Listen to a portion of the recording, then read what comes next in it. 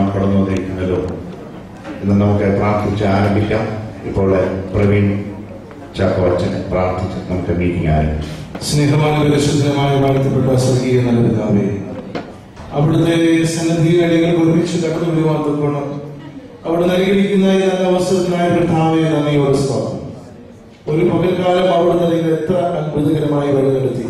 കർത്താവേ, അവിടുന്ന് ഏൽപ്പിച്ചതായ ഉത്തരവാദിത്തങ്ങളൊക്കെ വിശ്വസ്തയോട് ചെയ്യുവാൻ തക്കവണ്ണം അവിടുന്ന് സഹായിച്ചു. പകൽക്കാവേ നിന്റെ സന്നിധി നിന്റെ കൃപകൾ അനുഗ്രഹത്താലൊക്കെ നിറയ്ക്കുകയും അവിടെ ക്രൂശിന്റെ മറവിലൊന്ന് മറയ്ക്കണമെന്ന് നിങ്ങൾ പ്രാർത്ഥിക്കുന്നു. യോഗത്തിന്റെ എല്ലാ അനുഗ്രഹത്തിനായിട്ട് നന്ദിയുടെ സ്തോത്രം. കടന്നു വരുന്ന ഓരോ മക്കളെയും അവരുടെ കരങ്ങളിലേക്ക് സമർപ്പിക്കുന്നു. കർത്താവേ, ഒരുമിച്ച് കടന്നു വന്ന് സന്തോഷിച്ച് പ്രാർത്ഥിച്ച് കൂട്ടായ്മ അയച്ച് മടങ്ങുവാൻ തക്കണമെന്ന് സഹായിക്കും. യേശുവിന്റെ നാമത്തിൽ ചേർന്ന് രാവിലെ ഹല്ലേലൂയ പാടി ദൈവത്തെ സ്തുതിക്കാം. നാം എല്ലാവരും ഒന്നായി കൂടുവോ, നാഥനെ കൊണ്ടാടി പാടുവോ എന്നുള്ള ഗാനം നമുക്ക് ചേർന്ന് സന്തോഷത്തോടെ കൈകളടിച്ച് ദൈവത്തിന്റെ സന്നിധിയിൽ സമർപ്പണത്തോടെ സ്തോത്രത്തോടെ ചേർന്ന് പാടി ആരാധിക്കും.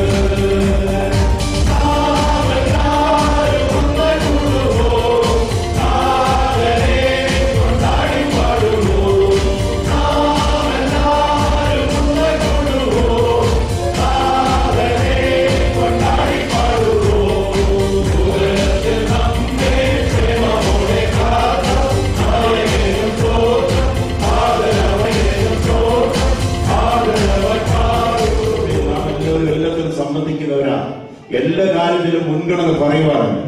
പക്ഷെ ഒരു അനുതാപം, ഒരു സമർപ്പണം ഉള്ളതിനെ ദൈവസന്നിധിയിൽ വെളിപ്പെടുത്തിയപ്പോഴാണ് യാക്കോബ് അനുഗ്രഹം പ്രാപിച്ചത്.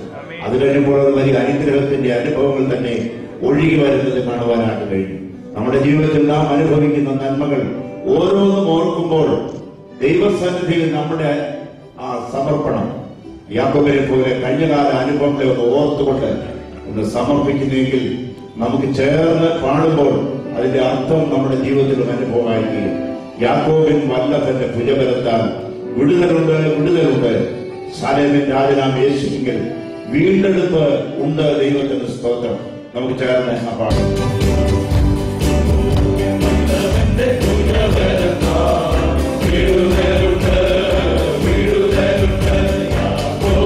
വിടുതലുണ്ട്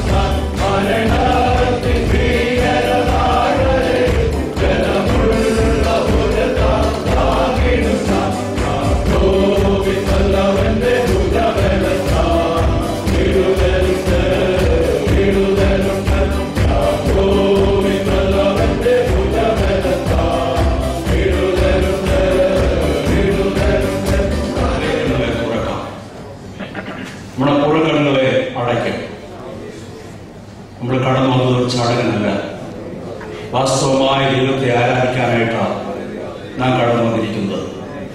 ആ ഉത്തമബോധത്തോടെ നമുക്കായിരിക്കാം. ഒരു നിമിഷം ഇന്നത്തെ കൺവെൻഷനെ ഓർത്ത് നമുക്ക് പ്രാർത്ഥിക്കാം. കർത്താവെ, അടിയന്റെ ജീവിതത്തിലെ കുറവുകൾ ഇന്നത്തെ ആരാധനയ്ക്ക് തടസ്സമാകല്ലേ എന്ന് മനഃപൂർവ്വമായി പ്രാർത്ഥിച്ചാൽ ഇന്ന് രാത്രികാലം അത്ഭുതം പ്രവർത്തിക്കുന്ന ഒരു കർത്താവിനെ കരുതിച്ചറിയുവാൻ നമുക്കിടയാൽ അമ്മയെ ദൈവങ്ങൾ ഏൽപ്പിച്ചാണ്. ഞങ്ങൾ നല്ല പിതാവേ, ഞങ്ങളെ കുറിപ്പത്തിനായ സ്തോത്രം, ഈ ദിവസമായി കേൾപ്പിച്ച ദൈവത്തിനായ സ്തോത്രം. രാത്രിയില് എന്റെ ദാസനെ ബലത്തോടെ നിർത്തണം കർത്താവേ, എന്റെ ദാസനെ ബലത്തോടെ നിർത്തണം കർത്താവേ. തരുവാൻ നിന്റെ കുഞ്ഞിനെ ബലപ്പെടുത്തണം കർത്താവേ. അത് തടസ്സമായി എന്തെങ്കിലും ഉണ്ടെങ്കിലോ, അടിയുടെ ജീവിതത്തിലുണ്ടെങ്കിലോ, പ്രിയപ്പെട്ടവരുടെ ജീവിതത്തിലുണ്ടെങ്കിലോ അതിതൊക്കെ മാറ്റി ഞങ്ങൾ ദൈവത്തെ ശോധന ചെയ്യുവാൻ ആവശ്യമായ ഭാവത്തിലാകുവാൻ എന്റെ പൈതലെ സഹായിക്കാൻ പ്രാർത്ഥിക്കുന്നു. ബഹുമാന്യരായ വൈദിക ശ്രേഷ്ഠരെ, സന്നിഹിതരായിരിക്കുന്ന സഹോദരങ്ങളെ, ഏവർക്കും യേശുക്രിസ്തുവിന്റെ നാമത്തിലുള്ള സ്നേഹവന്ദനം. ദൈവകൃപയാൽ കഴിഞ്ഞ 30 വർഷം ഫ്രൈഡേ ഫാസ്റ്റിംഗ് പ്രയർ ഫെലോഷിപ്പായി ദൈവം അതിശയകരമായി ഈ ദേശത്തെ നമ്മെ നിലനിർത്തി. അതിന്റെ 21ാമത്തെ കൺവെൻഷന്റെ സമാപന ദിവസം നാം കടന്നു വന്നിരിക്കുന്നു.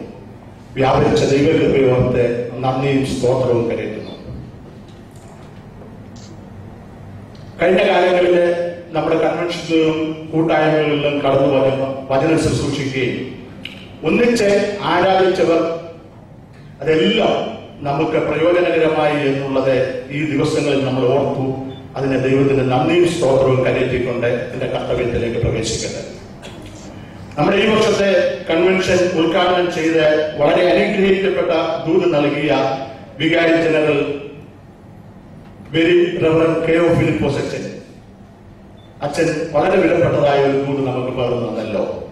ഈ കൂട്ടായ്മയുടെ നാമത്തിലുള്ള നന്ദിയും സ്നേഹവും ഈ സമയത്തെ അച്ഛനെ അറിയിച്ചു. ഈ വർഷത്തെ കൺവെൻഷൻ പ്രാസംഗികനായി ദൈവനിയോഗപ്രകാരം നമുക്ക് ലഭിച്ചത് ബ്രദർ ജിബി തോമസ് കുരുളയാണല്ലോ. കേവലം 33 വയസ്സ് പ്രായം. നമ്മുടെ കൺവെൻഷനിൽ ഇത്രയും ചെറുപ്പക്കാരനായ ഒരു പ്രാസംഗികൻ കടന്നു വരുന്നത് ആദ്യമായിട്ടാണ്. വളരെ ചെറുപ്പത്തിൽ തന്നെ കർത്താവിന്റെ ശുശ്രൂഷയിലായിരിക്കാനും ജമ്മു കാശ്മീർ പ്രദേശങ്ങളിലെ മിഷൻസിന്റെ ഇവാഞ്ചലിസ്റ്റായിട്ട് ശുശ്രൂഷ ചെയ്തുകൊണ്ടിരിക്കാൻ ദൈവം സഹായിച്ചുകൊണ്ടിരിക്കുന്നു. ഈ ദിവസങ്ങളിലെ ആത്മനിറവോടുകൂടി ശക്തമായ ദൈവവചനം ശുശ്രൂഷിക്കാൻ ദൈവം പ്രിയ പൈതലിനെ ബലപ്പെടുത്തി. നമ്മോടുള്ള അദ്ദേഹത്തിന്റെ ആ കൂട്ടായ്മയും നമ്മുടെ സന്നദ്ധയിലായിരിക്കുന്നതും നമുക്ക് ഏവർക്കും സന്തോഷം നൽകുന്ന ഒരു സംഗതിയാകുന്നു. ദുബായ് ഫ്രൈഡേ ഫാസ്റ്റിംഗ് പ്രയറിന്റെ നാമത്തിലുള്ള ഹൃദയംഗമായ നന്ദിയും സ്നേഹവും നിങ്ങളുടെ എല്ലാവരുടെയും പേരിലെ ഈ സമയത്ത് ഞാൻ അറിയിച്ചു. ഇന്ന് നമ്മോടൊപ്പം ആയിരിക്കുന്നത് ദുബായ് ഷാർജ മർത്തോമ ഇടവകയുടെ യൂത്ത് ചാപ്റ്റർ റവർ റോബി ജേക്കബ് അച്ഛൻ.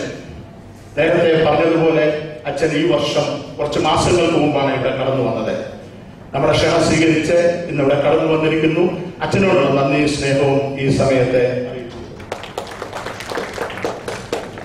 സെന്റ് തോമസ് ഇവാഞ്ചലിക്കൽ ചർച്ച് വികാരി റവറൻ ജോസി ജേക്കബ് അച്ഛൻ തിങ്കളാഴ്ചയും ഇന്നും നമ്മോടൊപ്പം ഉണ്ടല്ലോ. ഇടവക ജനങ്ങളോട് ഒന്നിച്ച് ഈ കൺവെൻഷന് കഴിഞ്ഞ വർഷങ്ങളിലെ പോലെ പ്രിയ അച്ഛനും ഇടവക ജനങ്ങളും കടന്നു വന്നു.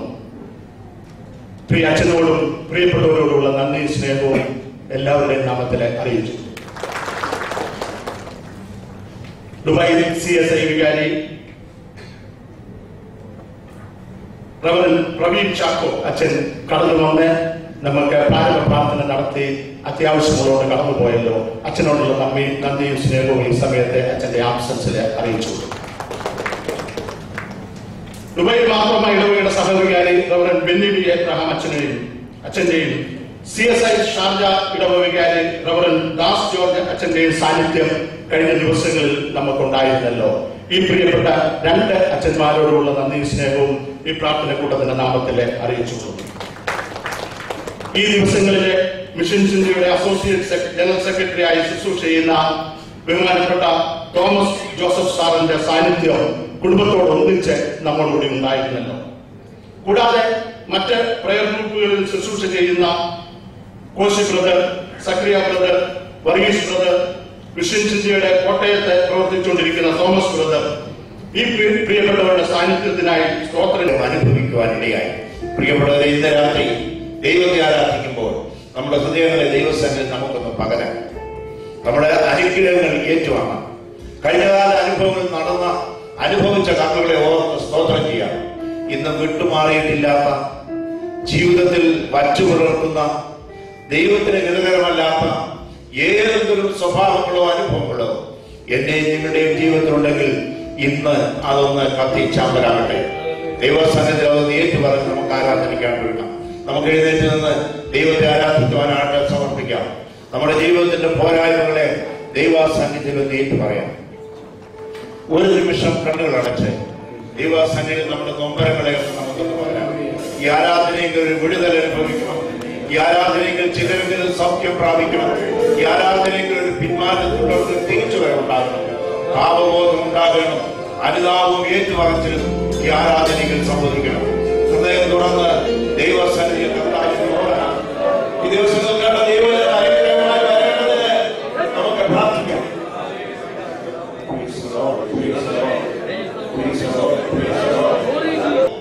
ചുറ്റും രണ്ട് സൈഡിൽ നിൽക്കുവാനും നോക്കുവാനല്ല, നമ്മുടെ ഹൃദയങ്ങൾ ഉയരത്തിലേക്കായിരിക്കട്ടെ. ദൈവത്തിന്റെ പരിശുദ്ധാത്മാവിനായി ബലപ്പെടുത്തട്ടെ. തുടർന്നുള്ള വചന ശുശ്രൂഷ നമുക്ക് അനുഗ്രഹമാകട്ടെ. നമുക്ക് ചേർന്ന് കാലങ്ങൾ അടിച്ച് സമർപ്പണത്തോടെ നമ്മുടെ ജീവിതം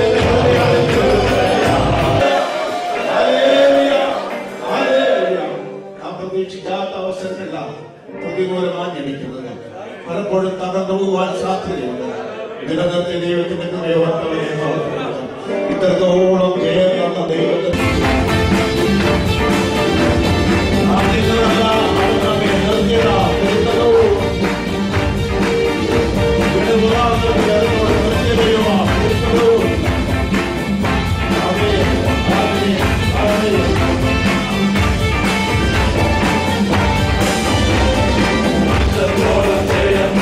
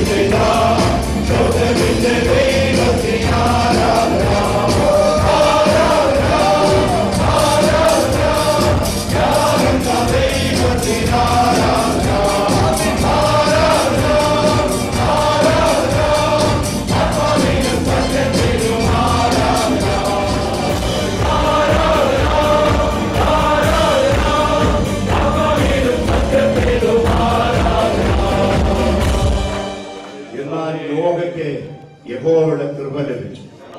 അവൻ തന്റെ കുടുംബത്തോടുകൂടി ആ കൃപ ലഭിച്ചവൻ ആ പെട്ടകത്തിൽ നിന്ന് രക്ഷപ്പെട്ടു. ആ പെട്ടകത്തിൽ നിന്ന് ഇറങ്ങിയപ്പോൾ അവൻ ശുദ്ധിയുള്ള മൃഗങ്ങളെ ദൈവത്തിന് യാഗം കഴിച്ചു. ആ യാഗത്തെ ദൈവം സ്വീകരിച്ചു, പ്രസാദിച്ചു, അവനെ അനുഗ്രഹിച്ചു. ദൈവത്തിന്റെ സ്തോത്രം. കൃപ ലഭിച്ചവർക്ക് ആരാധന ചെയ്യുവാൻ അധികാരം, കൃപ ലഭിച്ചവർക്ക് ആരാധനയ്ക്ക് അവകാശം. ആ കൃപ ലഭിച്ച ദൈവമക്കളെ നന്ദിയോടെ ഓർത്ത് സ്തോത്രം ചെയ്യാം. ദൈവത്തിന് മഹത്വം കരയറ്റാം. അവിടുന്ന് നൽകിയ സകല ദാനത്തിനായി ഞങ്ങൾ ദൈവത്തെ മഹത്വപ്പെടുത്തുന്നു, സ്തുതിക്കുന്നു. പ്രത്യേകമായി സ്തോത്ര കാഴ്ചകളെ നിന്റെ സന്നിധിയിൽ ഞങ്ങൾ സമർപ്പിക്കുന്നു.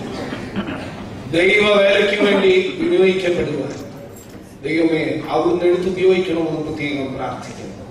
മഹത്വം പങ്കെടുക്കണമെന്ന് യേശുവായിരിക്കട്ടെ. നമുക്കൊരുമിച്ച് ഈ മൂന്നാമത്തെ സന്ധ്യായോഗത്തിൽ ഒരുമിച്ചായിരിക്കുമ്പോൾ ദൈവം ഒരുക്കി തന്ന വലിയ അവസരത്തിനായി ഞാൻ ദൈവത്തെ സ്തുതിക്കുന്നു. ബഹുമാനപ്പെട്ട ജോഷി ജേക്കബ് അച്ഛൻ, ബഹുമാനപ്പെട്ട റോബി ജേക്കബ് അച്ഛൻ, പ്രിയ തോമസ് ജോസഫ് അങ്കിൾ, കൂട്ടായ്മയ്ക്ക് നേതൃത്വം കൊടുക്കുന്ന എല്ലാ പ്രിയപ്പെട്ടവർ, ഇവിടെ ആയിരിക്കുന്ന എല്ലാ ദൈവമക്കൾക്കും, ഈ കൂട്ടായ്മയ്ക്ക് നേതൃത്വം കൊടുക്കുന്ന ദൈവകുട്ടിയങ്ങൾ, ടീം അംഗങ്ങൾക്കുള്ള എല്ലാ ക്രിസ്തേശുവിന്റെ നാമത്തിൽ എന്റെ സ്നേഹം ഞാൻ അറിയിക്കുന്നു. നമുക്ക് ഇന്നത്തെ വചനധ്യാനത്തിനായിട്ട് ഒരു വേദഭാഗം വായിക്കാം. യെശയ്യാപ്രവാചകന്റെ പുസ്തകം 43-ാം അധ്യായം, അതിന്റെ 1, 2, 3 വാക്യത്തിന്റെ ആദ്യ ഭാഗം. യെശയ്യാവ് 43 യഹോവ ഇപ്രകാരം അരുളിച്ചെയ്യുന്നു, ഭയപ്പെടേണ്ട, ഞാൻ നിന്നെ വീണ്ടെടുത്തിരിക്കുന്നു, ഞാൻ നിന്നെ പേർ ചൊല്ലി വിളിച്ചിരിക്കുന്നു, നീ എനിക്കുള്ളവൻ തന്നെ.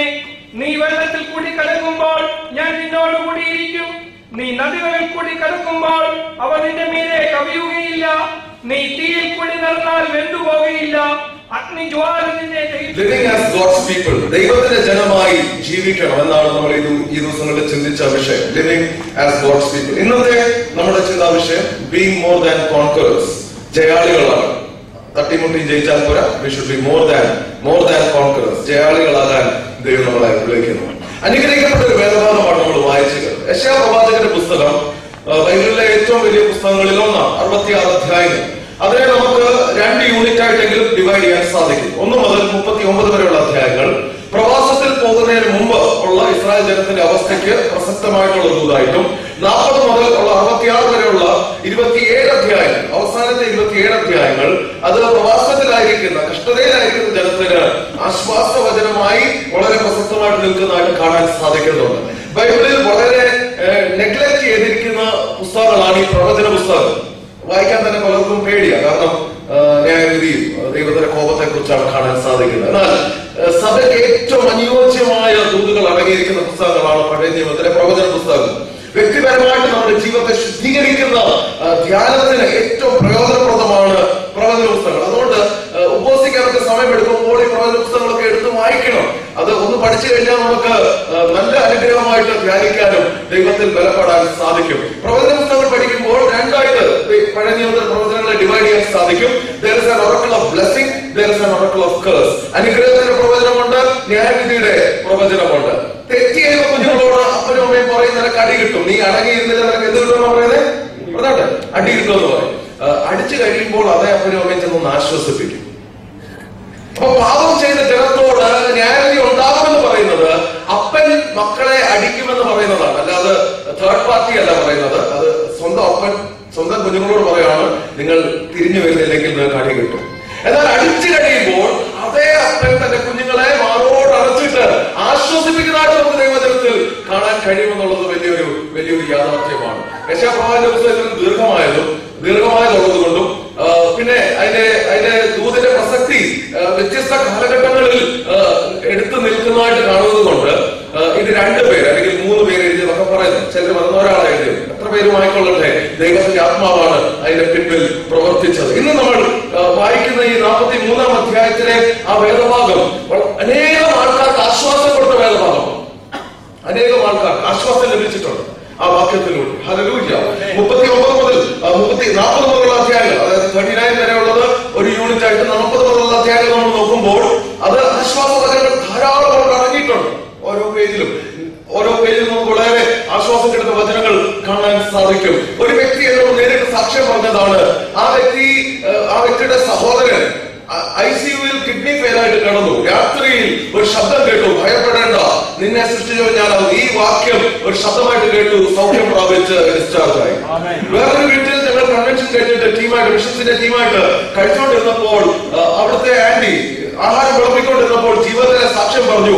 2 കുഞ്ഞുങ്ങളാണ്, ചെറിയ പ്രായമുള്ള ഈ പെൺകുഞ്ഞുങ്ങൾ, ഭർത്താവ് പെട്ടെന്ന് മരിച്ചു, വേറെ വീട്ടിൽ വരുമാനമില്ല, ഈ 2 പെൺകുട്ടികളെ എങ്ങനെ വളർത്തുമെന്ന് അറിയത്തില്ല, അങ്ങനെ എന്ത് ചെയ്യണമെന്ന് അറിയത്തില്ല, ഈ നിന്ന നിലം തന്നെ മാറിപ്പോയി, അവസാനമില്ലാത്ത ഒരു അന്ധകാര കുടിയിലോട്ട് വീഴുന്നു എന്ന അനുഭവത്തിൽ ജീവിതം തീർത്തേക്കാം, ആത്മഹത്യ ചെയ്യാം, കുഞ്ഞുങ്ങളെ കൊന്ന് ആത്മഹത്യ ചെയ്യാമെന്ന് ചിന്തിച്ച് ആ ആന്റി പറഞ്ഞു, ഒരു രാത്രിയിൽ, നിരാശയുടെ രാത്രിയിൽ ഒരു ശബ്ദം കേട്ടു, യെശയ്യാവ് 43 വായിക്കാൻ. രാത്രി ലൈറ്റിട്ട് ബൈബിൾ എടുത്ത് വായിച്ചു. ഹല്ലേലൂയ. അന്ന് സാക്ഷ്യം പറഞ്ഞപ്പോൾ ആഹാരം വിളമ്പിക്കൊണ്ട സാക്ഷ്യം പറഞ്ഞു. മൂത്ത മകൾ ഇംഗ്ലണ്ടിലാണ്, ഇളയ മകൾ എഞ്ചിനീയറിംഗ് പഠിക്കുന്നു. ഹല്ലേലൂയ. ഭയപ്പെടേണ്ട. Do not be afraid. ഭയപ്പെടേണ്ട. എന്തു തന്നെയായിരുന്നാലും ഭയപ്പെടേണ്ട എന്നാണ് ദൈവത്തിന്റെ വചനം പറയുന്നത്. Being a courageous people, ദൈവത്തിന്റെ ജനം ധൈര്യമുള്ളവരായിരിക്കണം എന്നാണ് നമ്മൾ ആദ്യമായിട്ട് ചിന്തിക്കാൻ പോകുന്നത്.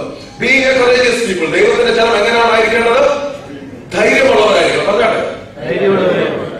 Isaiah emphasizes that ultimate encouragement comes from knowing the one who is creator, savior and sovereign Lord.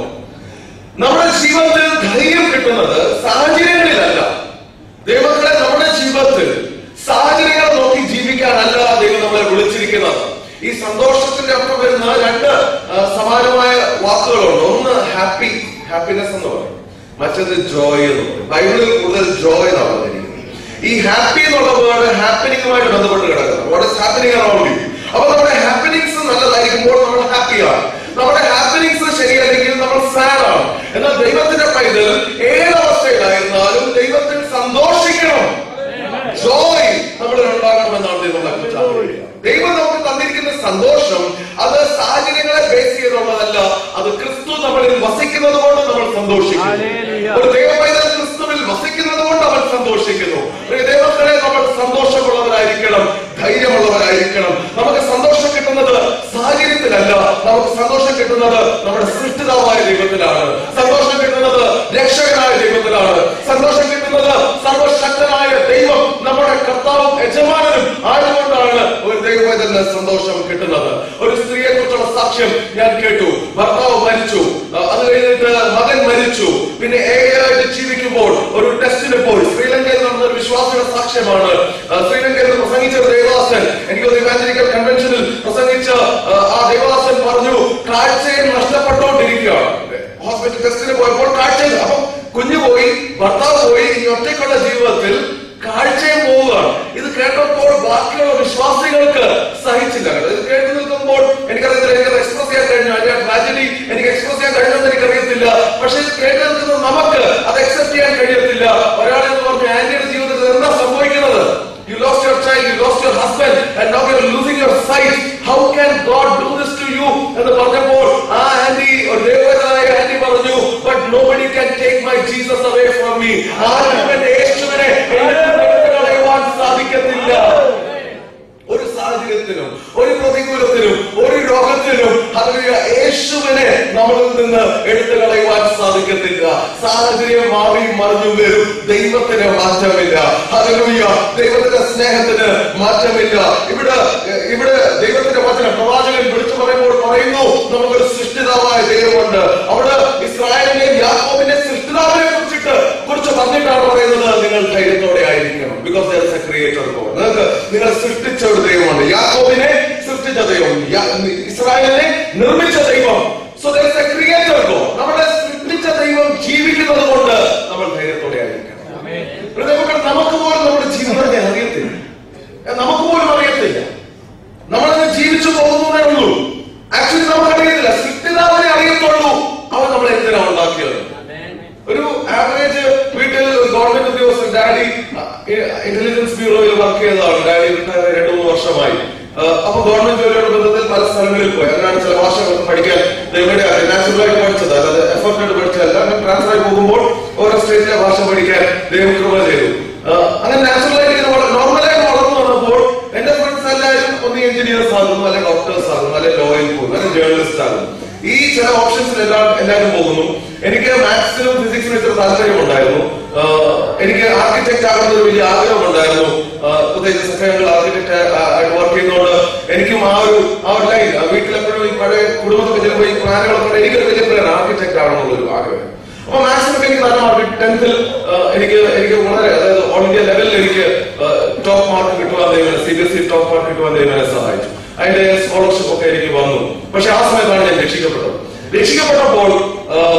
അന്ന് ഓർഡർ കോൾ, അന്ന് ഞാൻ യോഗത്തിൽ ചുമ്മാ പോയിരുന്ന, അപ്പൊ ഓർഡർ കോൾ കൊടുത്ത ആൾ പറഞ്ഞു ദൈവത്തിലേക്ക് സമർപ്പിക്കുന്നവർ എഴുന്നേറ്റിരിക്കാമോ. അപ്പൊ ഞാൻ പറഞ്ഞു I have to be an architect, എനിക്കൊരു എഞ്ചിനീയർ ആകണം. I was very sure what I wanted to do. I wanted to make a lot of money.